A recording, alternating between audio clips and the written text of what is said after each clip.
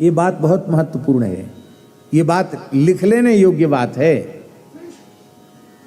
भगवान श्री राम कैसे हैं? विज्ञातार्थ विभागवित। जो विज्ञातार्थ विभागवित होता है वही सुखी रहता है। आप लोग कहें हम समझे नहीं, विज्ञातार्थ विभागवित, अरे कोई अंग्रेजी थोड़ी बोले, अपनी हम लोगों के हमारे पूर्वजों की मूल भाषा है, उसी को तो हम बोल रहे हैं। विज्ञातार्थ, विज्ञात माने जान लिया गया है, अर्थ का विभाग जिसके द्वारा, माने आपके पास जो कुछ संपत्ति है, धन है, अर्थ है, उसका आप यदि ठीक से विभाजन करना आपको आता है कि कितने धन का, कितने धन के कितने अंश का किस कार्य में हमें प्रयोग करना चाहिए, यदि आप यह बात समझते हैं तो कोरोना नहीं, कोरोना का बाप चला आवे तो भी आपको घाटा नहीं होगा। सब दिन होत न एक समान, सारा समय एक जैसा तो होगा नहीं, पर नीचा उन्हें देखना पड़ता है, दुखी उन्हें होना पड़ता है जो विज्ञातार्थ विभागवित नहीं होते हैं। आपके पास जो धन है उसका आप ठीक ठीक उपयोग करना जानो, उसके हिस्से कर दो।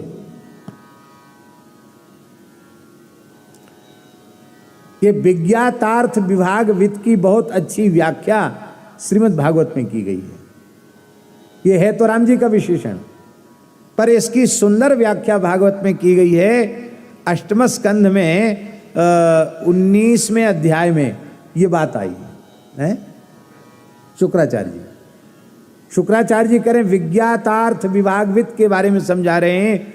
धर्माय यशसेर्थाय कामाय स्वजनाय च पंचधा विभजन वित्तम यहा मूत्र च मोदते।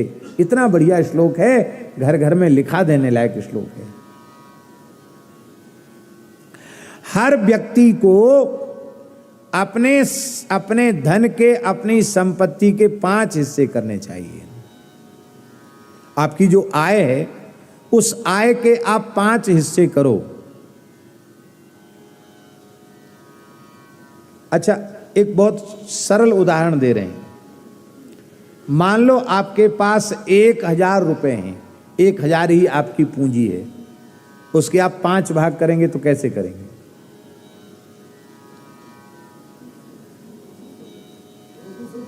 200 रुपए, 2 पंचे 10 होगा, 200 रुपए में भाग करेंगे तो 1000 रुपए आपकी आय है।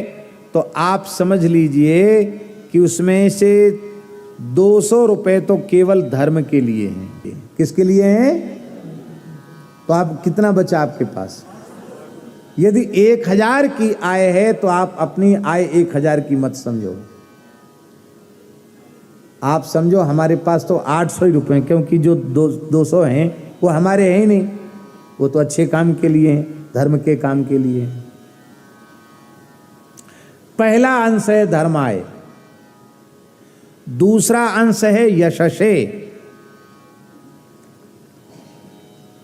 दूसरा अंश जो धन का है उसको यश के लिए खर्च करना चाहिए, कीर्ति के लिए, क्योंकि कीर्तिर यस्य सा जीवति, जिसकी कीर्ति है वो जीवित है। धर्माय यशसे, यश के लिए। कितने हो गए अब 600 बचे। अब फिर उसमें से एक अंश आपको अर्थ के लिए रखना है। अर्थ माने वापस व्यापार में लगाने के लिए। अब कितने बचे? अब 400 बचे हैं, 400 बच गए। चलो भैया, आप लोग तो कम से कम इनमें सब व्यापारी वैसे हैं, आप लोगों को तो भ्रम नहीं होना चाहिए। हमें गिनती याद न रहे तो कोई बात नहीं, सब ठीक।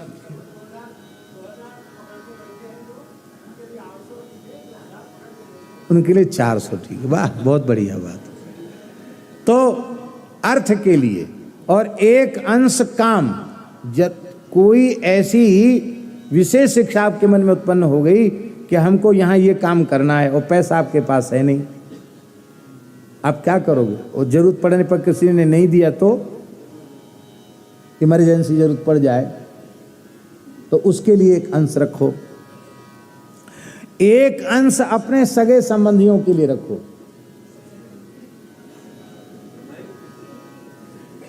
परिवार में, नाते रिश्तेदार में आवश्यकता पड़ गई, किससे मांगोगे? उनके लिए एक रखो।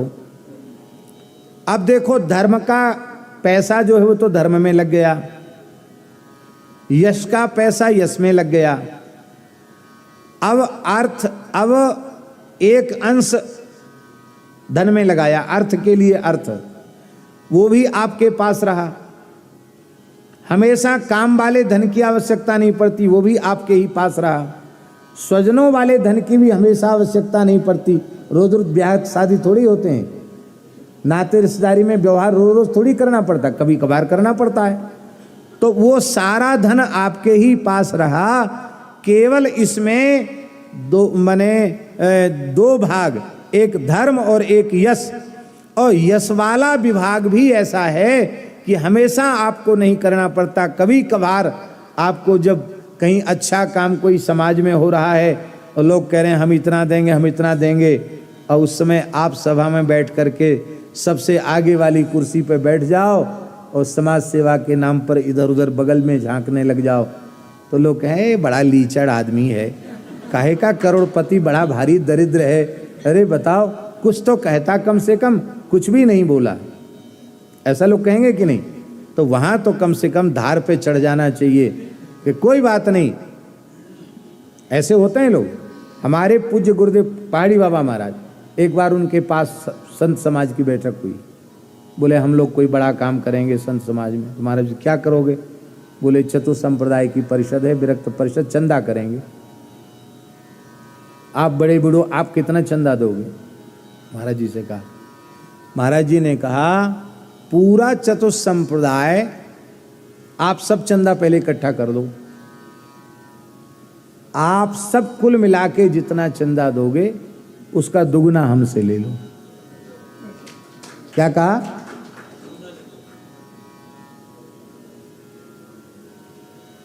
आपने चारों संप्रदाय सबने मिलके मान लो 1 लाख रुपए इकट्ठा किया, हम 2 लाख दे देंगे, लेकिन तुम भीख मत मांगो। महाराज जी बोले भीख मत मांगो, अच्छा काम करने लग जाओ, पैसा देने वालों की कमी नहीं है। आप अच्छा काम करो, बढ़िया काम करो, लोग अपने आप आपको सहयोग करेंगे।